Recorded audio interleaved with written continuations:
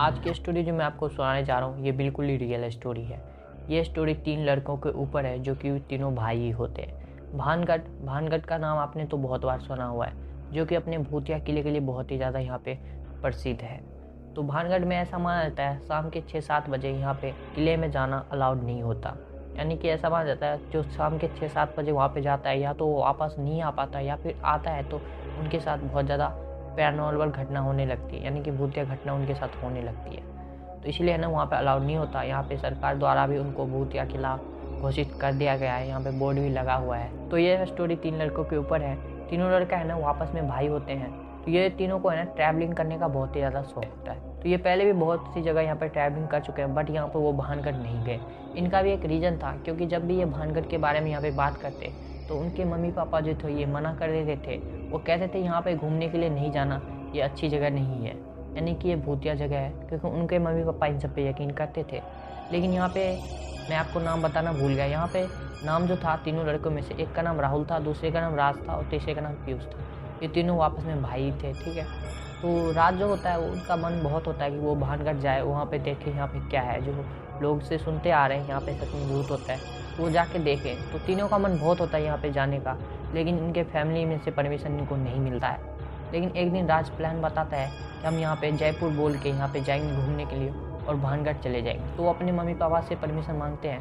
वो कहते हैं ठीक है, लेकिन तुम झूठ मत बोलो। उनको परमिशन मिल जाता है। फिर वो रायपुर की जगह यहाँ पे बस तो पकड़ते हैं रायपुर का, लेकिन यहाँ पे वो भानगढ़ चले जाते हैं। तो उन लड़कों को ये पता था कि शाम के 6-7 बजे यहाँ पे अंदर जाना अलाउड नहीं होता। तो वो क्या करते हैं, दिन में ही उनकी एंट्री ले लेते हैं और यहाँ पे शाम तक यहाँ पे उसके अंदर ही रुक जाते हैं। यानी कि है ना शाम के 6-7 बजे है ना उसके अंदर ही रुक जाते हो।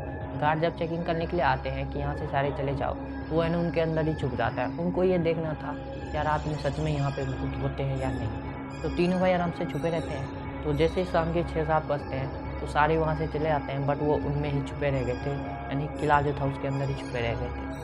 तो जैसे ही शाम के 6-7 बजते सब चले जाते हैं, फिर 8-9 बजते वो ऊपर जाते हैं, ठीक है। तो वो राउंड लगाने लग जाते हैं, यहाँ पे किला जो था उनका राउंड लगाने लगता है। तो यहाँ पे उनके साथ कुछ भी ऐसा भूतिया घटना नहीं हो रही थी। यहाँ पे 1 घंटा बीत चुका था, यानी कि 8 से 9 बज चुके थे, यहाँ पे कुछ भी नहीं हो रहा था उनके साथ। फिर उनको ये पता होता है कि यहाँ पे एक तांत्रिक का कुटिया है जिसने श्राप दे के ये पूरा भानगढ़ किला का ऐसा हाल किया है। तो उनको ये सब बातें पता थी। तो वो सोचते हैं हम उस कुटिया की तरफ जाएंगे, यानी कुटिया के पास जाएंगे और देखते हैं कि वहाँ पे कुछ हमें देखने को मिल जाए। फिर वो जाते हैं कुटिया की तरफ और कुटिया के पास जाते हैं। यहाँ पे रात के 10 बज चुके थे, लेकिन कुछ भी यहाँ पे उनके साथ भूतिया घटना नहीं हो रही थी। फिर वो अपने भाई से बोलते हैं यार कुछ नहीं है, लोग ऐसे ही झूठ बोलते हैं, बस अफवाह फैलाते हैं। फिर वो पानी की बोतल निकालते हैं और कहते हैं यार पानी पी के हम यहाँ से चलते हैं। तो वो जैसे ही पानी पीते हैं उनके ऊपर एक हाथ आता है, यानी कि उन तीनों लड़के के ऊपर है ना एक हाथ महसूस होता है कि किसी ने उसके ऊपर हाथ रख रखा है कंधे पे। फिर वो तीनों अचानक से मुड़ के पीछे देखते हैं तो उनके पीछे कुछ नहीं होता। फिर उसके बाद से वो पानी पीते हैं और उस कुटिये से मंत्र की आवाज़ आने लगती है। ऐसा लगता है कि कोई यहाँ पे मंत्र बोल रहा है और वो मंत्र इनको समझ में नहीं आती, क्योंकि इन तीनों को मंत्रों का भी थोड़ा बहुत ज्ञान होता है, उतना नहीं बस थोड़ा बहुत इनको पता होता है कि क्या होता है। लेकिन वो जो मंत्र इनको सुनाई दे रहे थे इनको उसका कुछ भी पता नहीं था कि क्या बोले जा रहे हैं। वो मंत्र है ना इसके कानों के पास आए जा रहे थे। अचानक से तीनों लड़के के सामने एक साया आ गया। जैसे ही तीनों लड़के ने उस साये को देखा वहीं पे वो तीनों बेहोश हो गए। फिर बेहोश होते ही यहाँ पे राज की आंखें खुलती है। तो राज टाइम देखता तो यहाँ पे सुबह के 5 बज चुके थे। आप सोच सकते हैं यहाँ पे 10-11 बजे की घटना हुई, वहाँ पे वो बेहोश हुए और फिर उनकी आंखें खुली तो यहाँ पे सुबह के 5 बज चुके थे।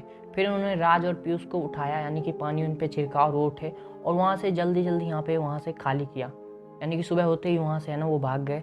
फिर वो अपने घर पहुँचे। उनके पापा जो थे उनकी शक्ल देखते ही पहचान गए कि इनके साथ कुछ हुआ है। उनसे पूछे कि क्या हुआ है, तो उन्होंने बताया कुछ नहीं, ऐसे ही रास्ते में लड़ाई हुई थी एक लड़के से, लेकिन अब ठीक है, कुछ नहीं हुआ। तो उनके पापा को समझ आ गई थी ये तीनों झूठ बोल रहे हैं। फिर भी ऐसा कुछ नहीं हुआ। फिर दूसरे दिन से ही उनके कानों में वही मंत्र की आवाज़ आना शुरू हो गया था। यही है ना 5-6 दिन तक लगातार चला। फिर उन्होंने अपनी फैमिली को बताई कि ऐसी ऐसी बात है, हम वहाँ पे गए थे। फिर इनके मम्मी पापा ने इनको बहुत डांटा। फिर इनके घर में यज्ञ करवाया गया। यज्ञ करवाने के बाद उनके ये जो मंत्र सुनाई दे रहे थे वो मंत्र सुनाई देना बंद हो गया था। उसके बाद से वो भानगढ़ के नाम सुन के ही डर जाते, क्योंकि जो उनके साथ घटना हुई उनको विश्वास हो गया था यहाँ पे सच में कुछ है।